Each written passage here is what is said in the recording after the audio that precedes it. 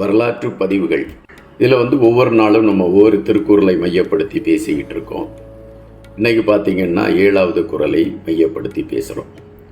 இந்த 7வது குறள் கடவுள் வாழ்த்து என்கிற பகுதியில் தான் வந்துகிட்டு இருக்கு.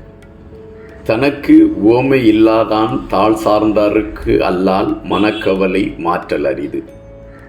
இது திருவள்ளுவர் கடவுளை நினைத்து எழுதியிருக்கக்கூடிய பாட்டு அப்படின்னு தான் நம்ம எல்லாருக்கும் தெரியும், அல்லது குறள் என்று நமக்கு தெரியும்.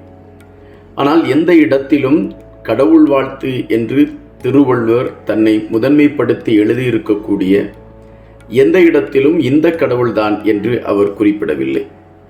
இந்த குறளில் கூட அவர் என்னை குறிப்பிடுகின்றார் என்றால், ஒருவனுக்கு நிகர் இல்லாத, அதாவது ஒரு மனிதனுக்கு நிகருக்கு அவனை அந்த நிகரை விட உயர்வான ஒரு தளத்தில் இருக்கக்கூடியவர்களை சேர்ந்து பயணிக்கக்கூடியவர்களுக்கு எந்த மனக்கவலையும் அவர்களை அண்டாது என்பதுதான் அவருடைய பதிவாக இருக்கிறது.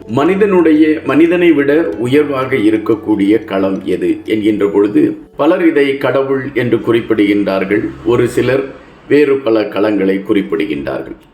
ஆனால் நாம் திருவள்ளுவரை வைத்து பார்க்கின்ற பொழுது அறிவு சார்ந்த ஏதோ ஒன்றை திருவள்ளுவர் முன்வைத்திருக்கிறாரா என்ற கேள்வி எழும்புகிறது. அறிவைத்தான் திருவள்ளுவர் கடவுள் என்று அடையாளப்படுத்தி இருக்கிறாரா?